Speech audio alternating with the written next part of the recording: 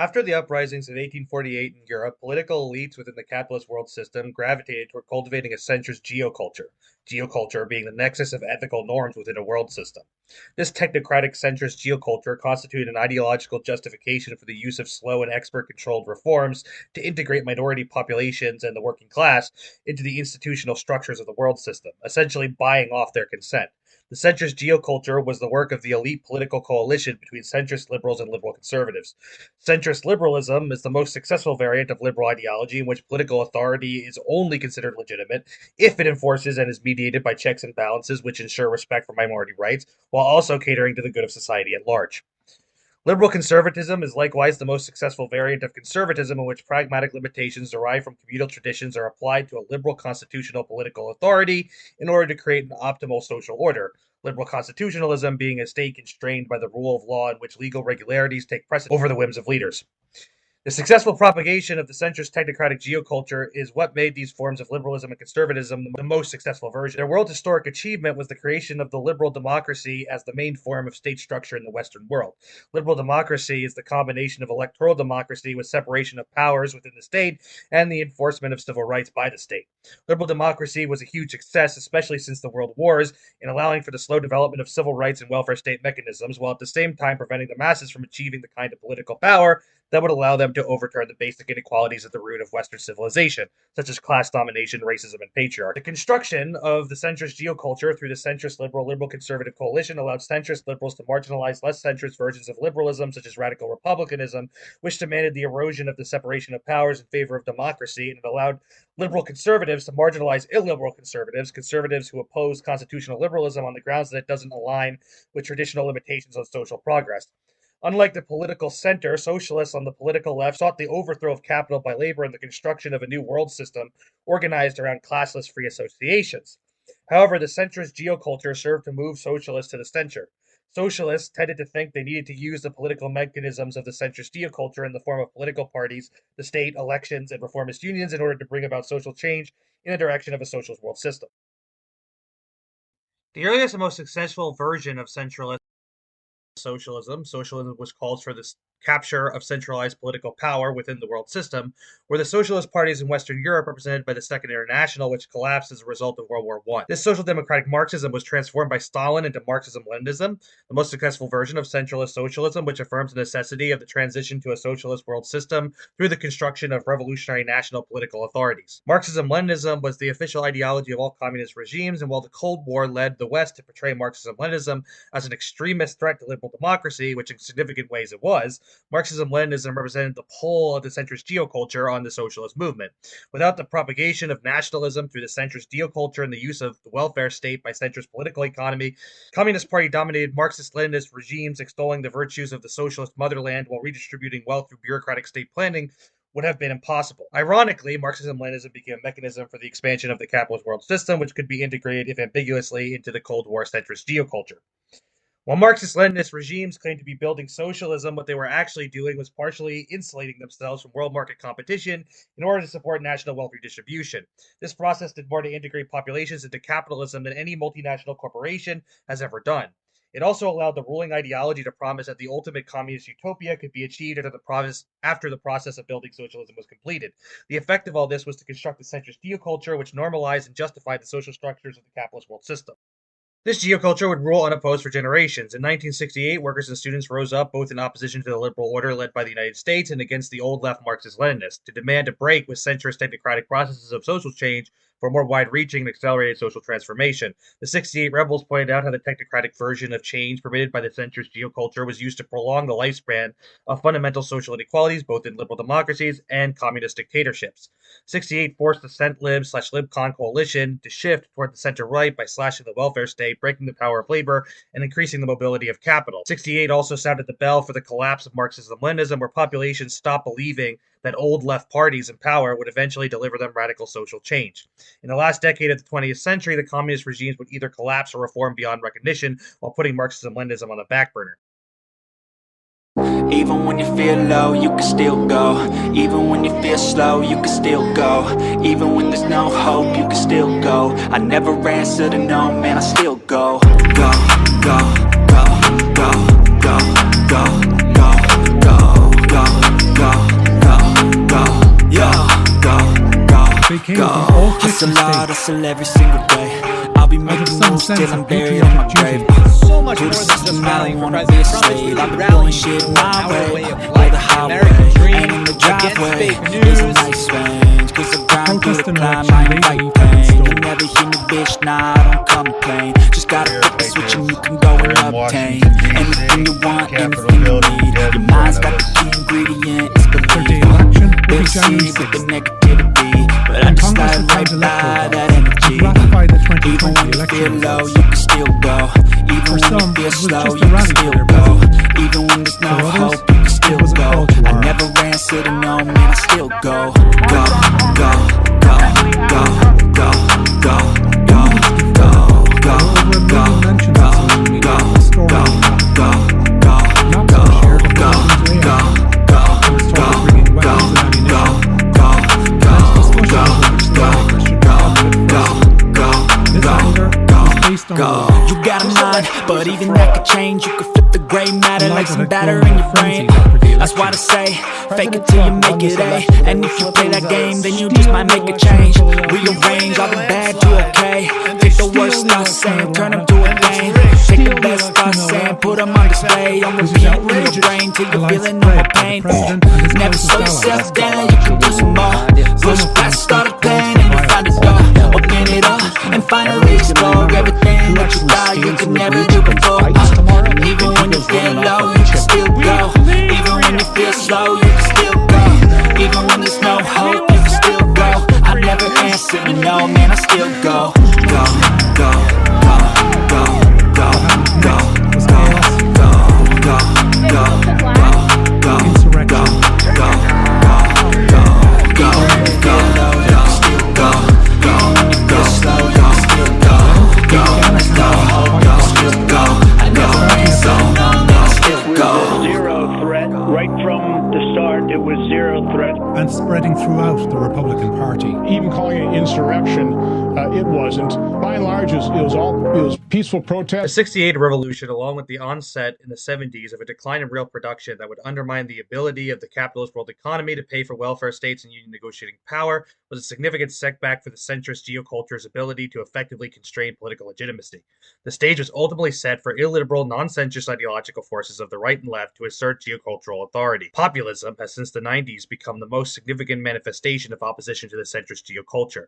Populism is a thin-centered political ideology, meaning it can be combined with more substantial host ideologies like conservatism and liberalism. Before 1968 and 1970, populism had some geocultural presence, mainly as an oppositional movement to more established forms of politics. Rural populism in 19th century America tried and failed to put up an alternative to the established ideology of the two parties in favor of rural laborers against financial elites. In Russia, revolutionary populism, which called for the abolition of the Tsarist autocracy and the control of wealth by the Russian village commune, predated Marxism as an intellectual movement which tried and failed to reach out to Russia's peasant masses.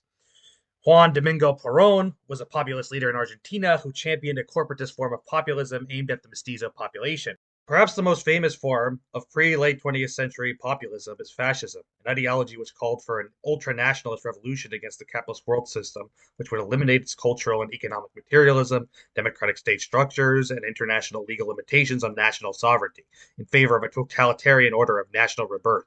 In pursuit of these goals, the National Socialist movement of Germany under Adolf Hitler carried out an industrial slaughter of 6 million people on the basis of their exclusion from the Aryan master race.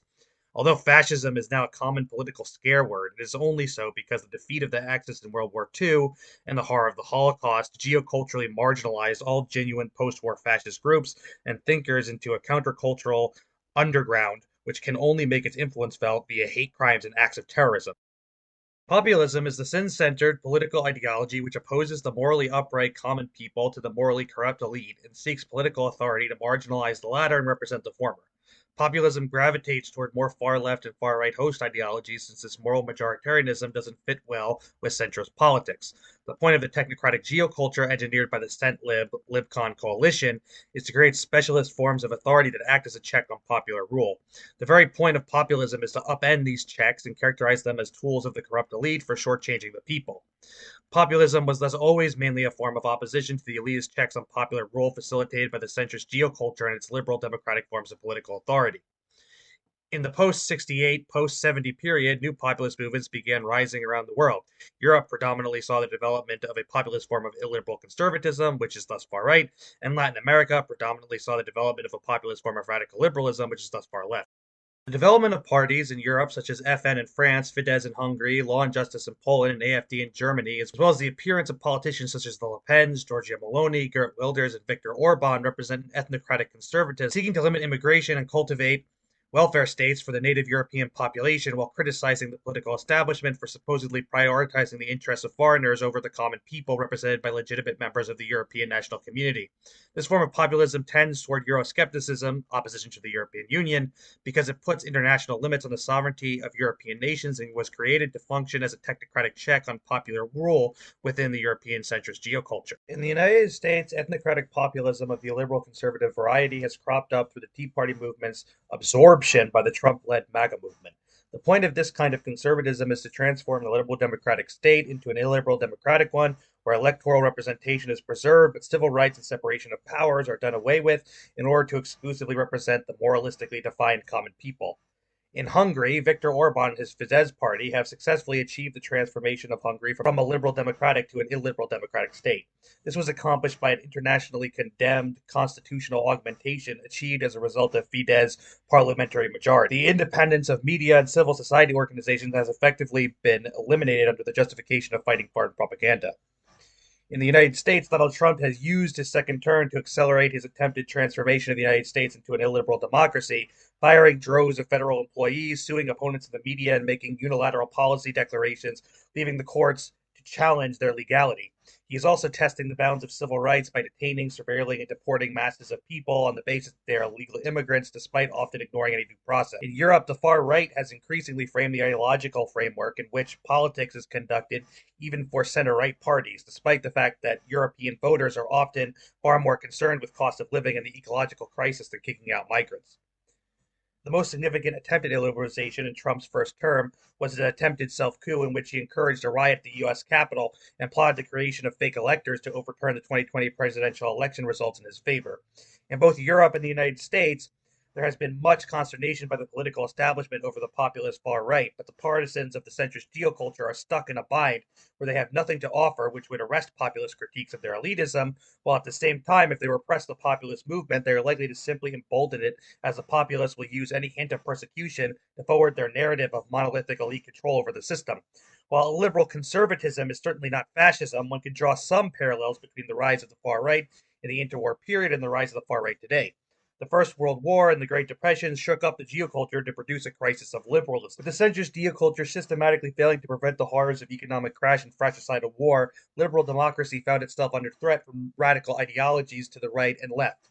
Fascists and the liberal conservatives adopting fascist aesthetics, as well as socialists of various types, took part in revolutionary upsurges against liberal democracy. The result was the end of liberal democracy for various periods of time in various European countries.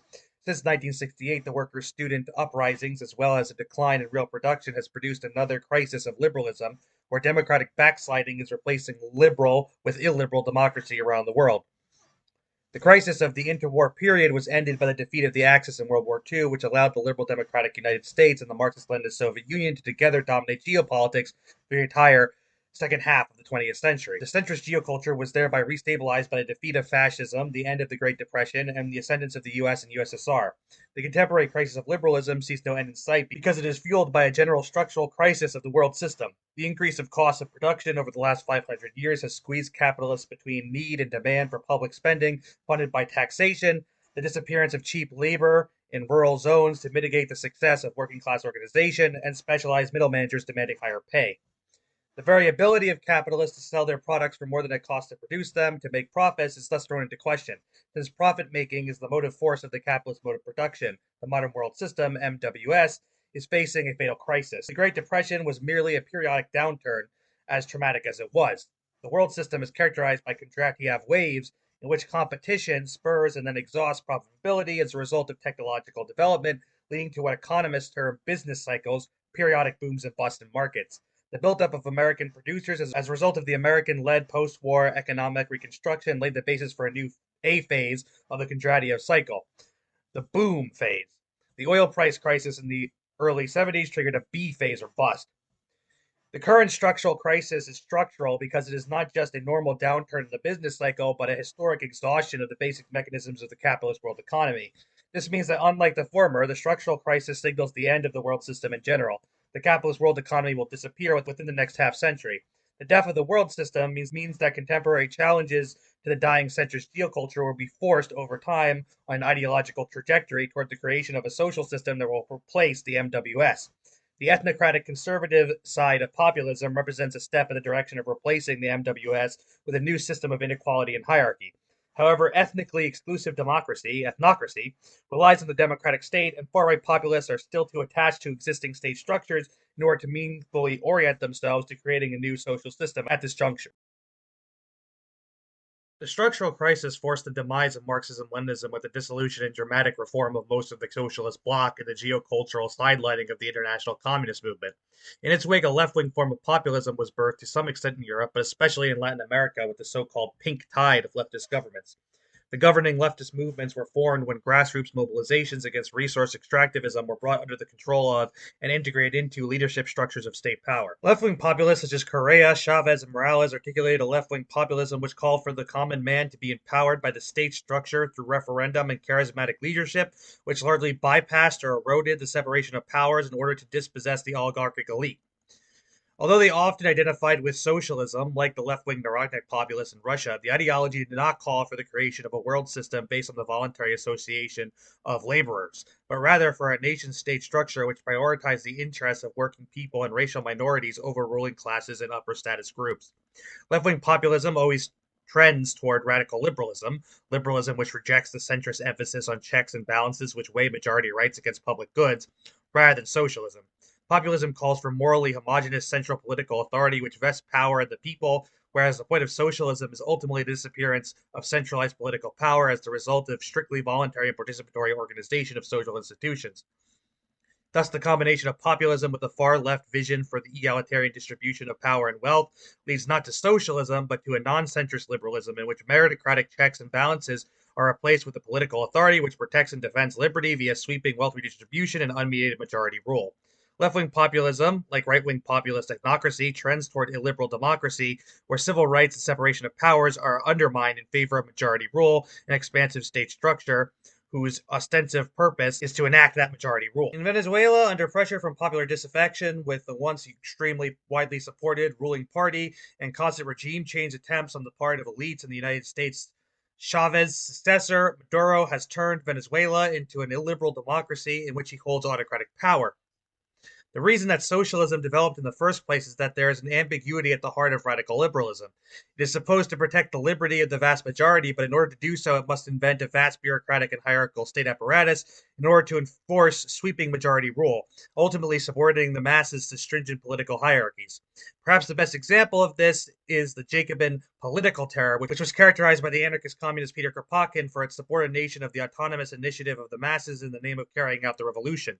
If left-wing populism turns out to be a force for the creation of a new world system, it will thus ironically produce a new form of hierarchy and inequality rather than a non-hierarchical and fully egalitarian world system. It turns out that only socialism can really deliver a fully egalitarian world system, since it is the only ideology whose ultimate aim is to make all social institutions voluntary and organized from the bottom up rather than top down. If a humane world is a world in which the basic distribution of wealth and power is not fundamentally unequal, then a humane society will only be the product of socialism and cannot be the product of populism.